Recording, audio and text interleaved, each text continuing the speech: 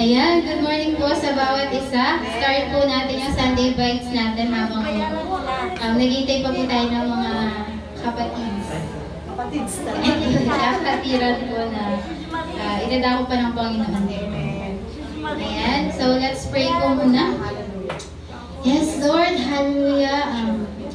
Maraming salamat, Panginoon, sa napakagandang umagang ito. Panginoon, na inilaan mo, Panginoon, para sa amin, para sa bawat isa, Panginoon. And ito rin yung araw ng nasasambahin ka namin, Panginoon, ng buong puso at ng buong kaluluwa, Panginoon.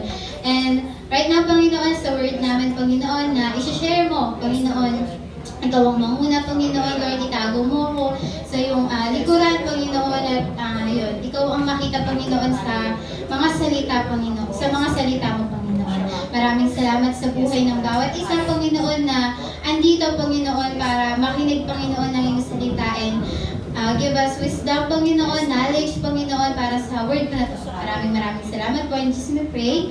Amen. So, ayan, aware naman po yung lahat sa team natin for this month.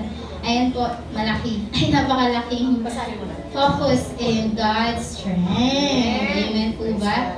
Amen. Ayan, focus in God's strength.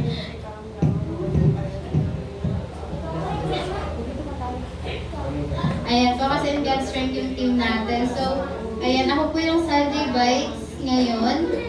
And I hope po ma-deliver siya naman. So, ayan po yung title ko, God Will Carry You. Since yung po natin, focus in God's strength. So, ano ba yung strength? Kalakasan. So, sinasabi dito na mag-focus lang tayo sa kalakasan ng Panginoon. And lagi nga nasasabi or nababanggit na ang Panginoon yung sandigan natin, ang Panginoon ng parang pader na hindi nabubuwag kahit na anumang mangyari. And pwede natin, ayun, kaya niya tayo, ayun, yung shield natin, na kapag nasa likuran tayo ng Panginoon, kahit na anong mga pagsubok yung pagdaanan natin, kahit na anong mangyari sa atin, kasi nasa likod tayo ng Panginoon, and naniniwala tayo sa kalakasan niya. Hindi tayo maano kasi nandun yung protection ng Panginoon. So, next natin. So, ayan, dito po ako magpo-focus sa verse na to, etong verse lang na to. And, ayan, alam naman po natin na si Paul po yung nagsabi niyan. Philippians 4:13, I can do all things po through Him who gives me strength. Yeah.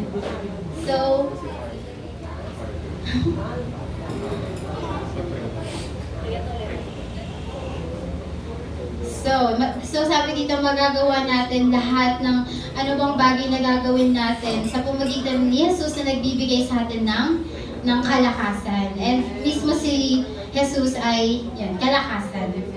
And ayan nga. Hindi siya kahit yan. So,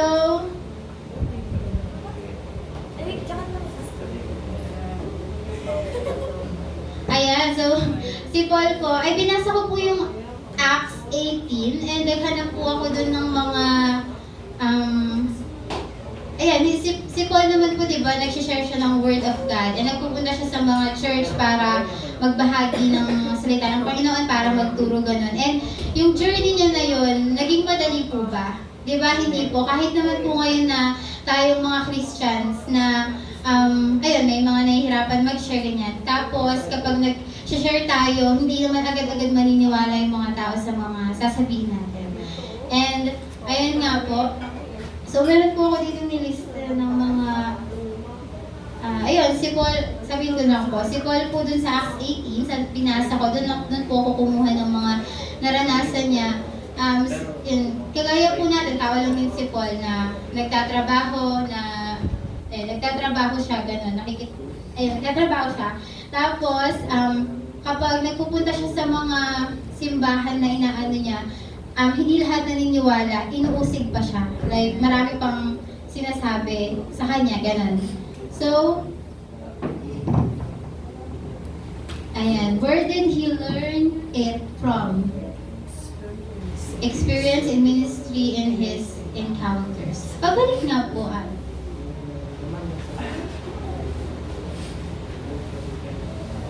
balik mo na lang doon tayo. Ayan. So, Paul learns that God is enough for him. Doon na po tayo magpo-focus sa I can do all things. Paul learns that God is enough for him through his walk with God over time.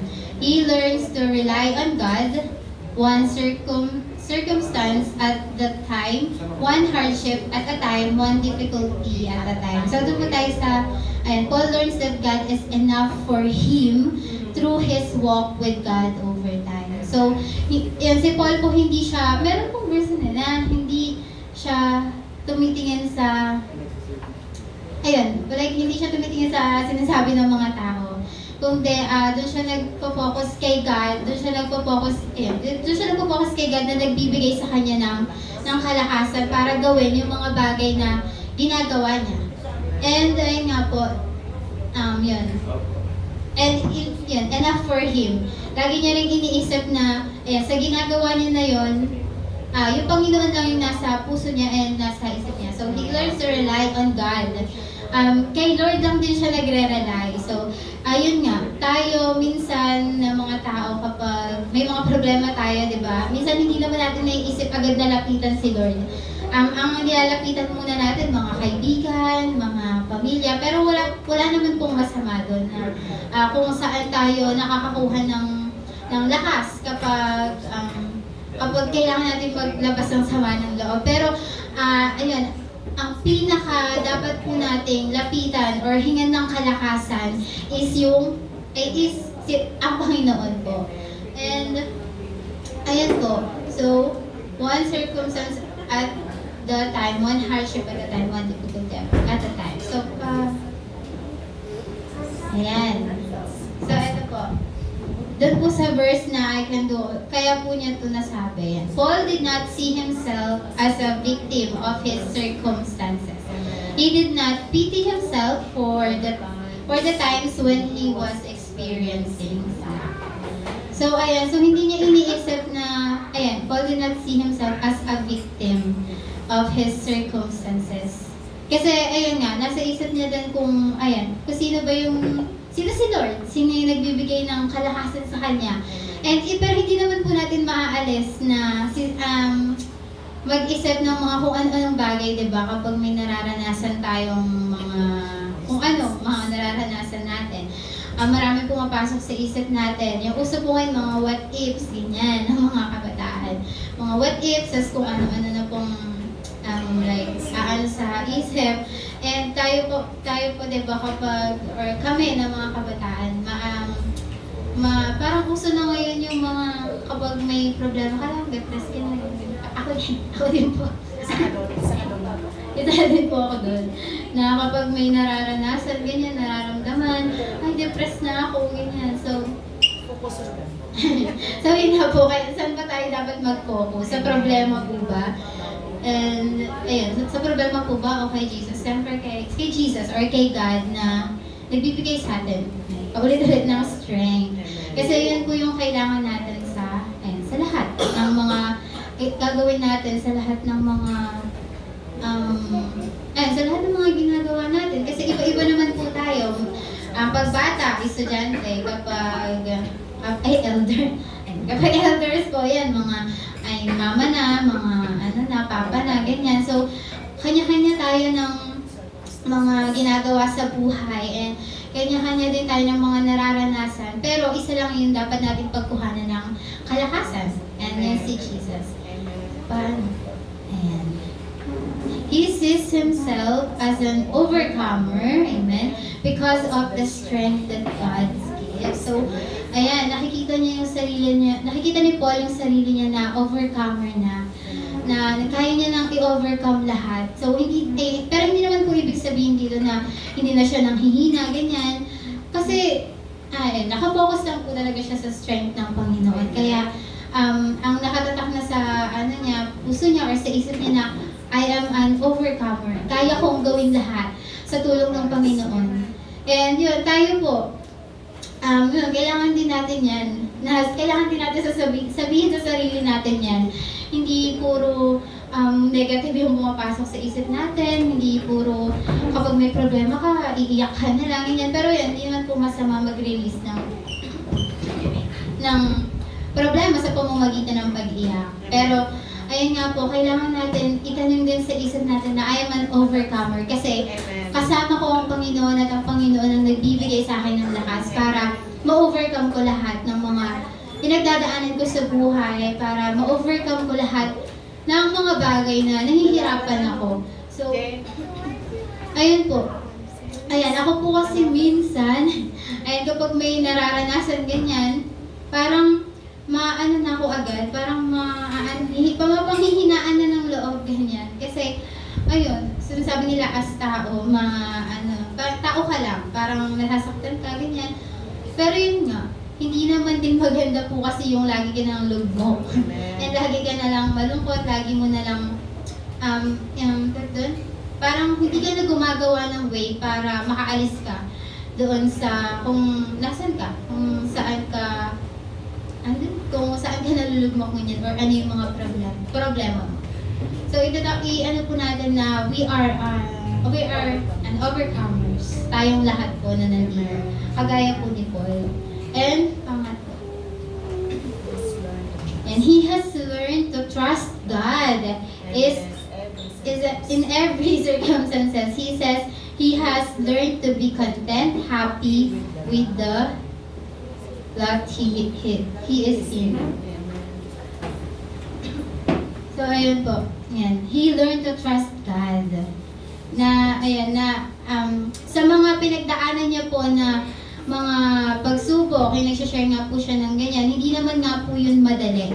And ang kailangan po natin, magtiwala sa Panginoon and humingi sa Kanya ng strength na kailangan natin sa mga ginagawa natin. So, yun nga, kapag wala po tayong tiwala sa Panginoon, kapag hindi tayo naniniwala na mabibigyan tayo ng Panginoon ng kalakasan, di ba po, parang hindi naman na tayo hihingi kasi hindi nga tayo naniniwala na kapag nag-pray ako nagtiwala ba ako sa Panginoon, nabibigyan niya ako ng kalakasan, bibigyan ba talaga niya ako? So, ayun. Pero si Paul po dito, yan. He learned to trust God. Sa natutunan niya yun sa experience niya sa marami niyang experience na magtiwala na lang sa Panginoon. Kasi, ayun, siya nga po yung siya yung God natin, siya yung nagbibigay sa atin ng lakas. Siya yung mapagsasabihan natin ng mga problema natin. And ayun. So yun, in every circumstances, like, lahat ng mga bagay na may dadaanan niya, ipinagkakatiwala niya lang sa Panginoon. So, di ba nga po kanina, overcomer tayo, ganyan. So, ngayon naman po, need natin mag-trust sa Panginoon para sa lahat ng pinagdadaanan natin, hindi na tayo sobrang hina. Kasi, ayun, ibigyan na tayo ng Panginoon ng kalakasan. And may mga, may mga bagay nga po na mahirap ipagkatiwala, ganyan. Tapos lalo na kapag sobrang na lang problema mo, ganyan, parang hindi mo na maiisip na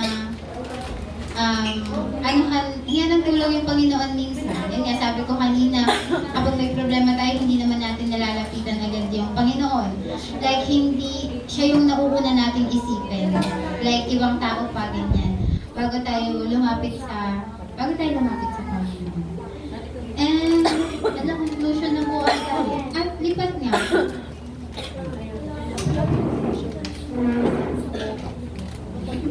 Ayan po, conclusion.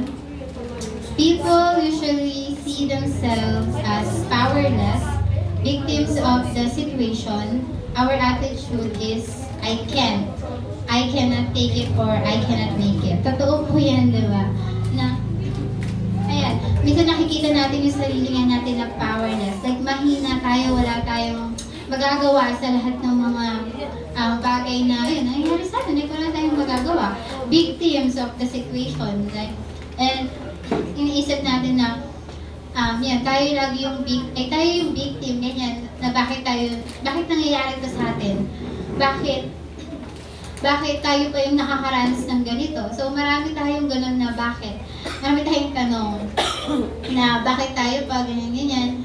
And our attitude is, I cannot take it. Also, yun, inaano po natin na hindi ko kaya to, paano pag ganito. So maraming pupasok sa isip natin na ganyan. Iniisip natin na, ayun, hindi natin kaya. Like, wala na tayong magagawa sa isang bagay na yun. Pero sabi nga po, di ba, sabi nga po kanina, sa Panginoon tayo magtiwala and isipin natin na tayo ay mga overcomer. So yun, I cannot take it or I cannot leave it. So yun, alisin po natin sa isip natin yun na hindi natin kaya or hindi natin kaya yung mga nangyayari sa atin. Kasi ngayon nga, focus in God's strength. Dahil yun, God will carry you. And pabalik po doon sa Philippians. Ayan, so ito nga po yung pinaka-main natin na I can do all things through Him who gives me strength. So si Lord po yung nagbibigay sa atin ng kalakasan para yun, magawa natin lahat ng mga bagay na kailangan natin gawin or mga bagay na gusto po natin gawin. So, ulitin ko lang po doon sa pinaka-title natin. Ayan. Para mag-end na po. Ayan. Focus in God's strength dahil because God will carry you.